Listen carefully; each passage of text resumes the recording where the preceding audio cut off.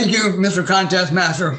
Fellow Toastmasters and guests, for those of you who don't know me, I worked for about 22 years as a pediatric surgeon at Children's Hospital.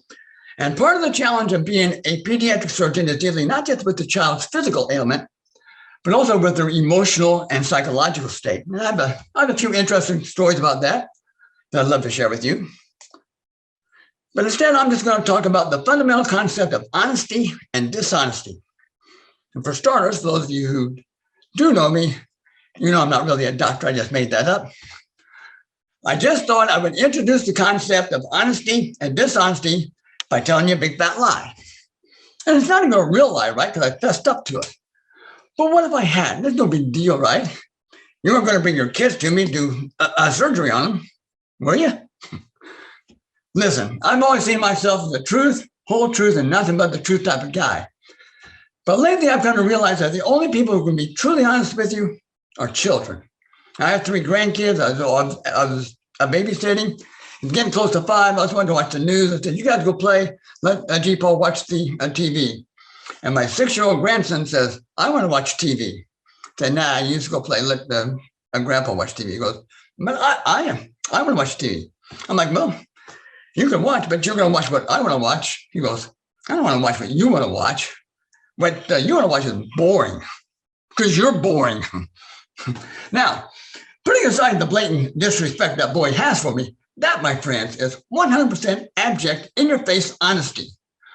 We can't be that honest with each other, right? If a friend of yours says, hey, what do you think of my new outfit? You can't go, that's hideous. But you might as well wear the other thing. You have no sense of style or fashion. You always dress like a jerk. You're like, whoa, whoa, whoa.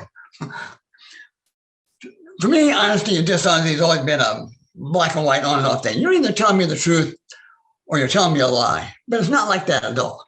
You have total honesty, like my grandson telling me I'm boring, and you have total dishonesty, like me telling you I'm a doctor.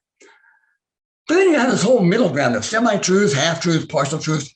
And I was not fully aware of this concept until I joined an organization whose members just seem to wallow in this middle ground, half-truths, partial truths. You may have heard of the organization called Toastmasters. I'm not just talking about table topics where people make stuff up all the time, but for example, some of you may be relatively new to Toastmasters and you've heard only maybe 10 to 15 speeches. I know some of you have been Toastmasters a while, and you've heard over 100 speeches for sure, let's say. But let's just say that you've heard 50, whatever the real number is, just call it 50. So if you've heard 50 speeches, one of those speeches has to be the worst speech you ever heard. Did you tell that person that? Well, Bill, that's the worst speech I ever heard. Of course not. That'd be a horrible thing to do. If anything, you found the good in that speech, you pointed it out to him, you gave him some encouragement, help him become a better speaker. That's what we do. And what about the other 49 speeches, which were not the worst speech you ever heard? Did you tell any of them that? Well, Jill, that's not the worst speech I ever heard. That sounds just as bad. Kindness outweighs honesty. Empathy outweighs honesty. Just being nice is better than being honest. Trust me, I know what I'm talking about. I've been married for over 40 years to the same girl, and you cannot stay married to someone for over 40 years and be totally honest with them. Okay. Maybe you can, but it doesn't necessarily buy you anything. Like when my wife and I were younger, much younger, I used to tell her all the time, you're the most beautiful person in the world. Now, there's over 7 billion people on this planet. I've not seen all 7 billion people, but I've seen enough of them to know my wife is not the most beautiful person in the world. But it's not a bad thing to say. I mean, if I had to be honest, there's over 3 billion women.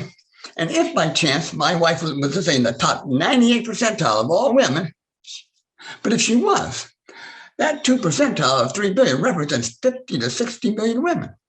Which sounds better? You're the most beautiful person in the world, or there are millions of people, of women who are better looking than you.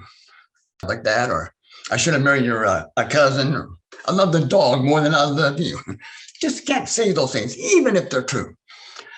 But there are times when I feel like if I don't tell my wife the truth, I'm doing the wrong thing. But if I do tell her the truth, I'm still doing the wrong thing. Like we were listening to music. Andre Bocelli, he has a beautiful, powerful operatic voice. it was obviously a love song. And but then I tell you, we didn't know where the words were. So I said, well, I'll go online, try to find the song, find the translation, print it out, which I did, but not right away. It was like 3 or 4 days later. So I found the song, I printed it out, found the translation, gave it to my wife, and she's reading it. And as she's reading, she's like, oh, and I realized that she forgot about our conversation. She thinks I wrote this beautiful love poem to her. I mean, she should know better. In all the years we've been married, I never read her any poetry at all. And she thinks on my first attempt, I wrote this masterpiece.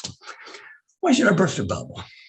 There's no harm in her thinking that I'm the greatest undiscovered love poet in history. There's no harm in her thinking that I think she's the most beautiful person in the world. There's no harm in telling someone who gave a horrible speech that they did a good job. And there's no harm in people thinking that I'm a doctor. Back to you, Mr. Contest Master.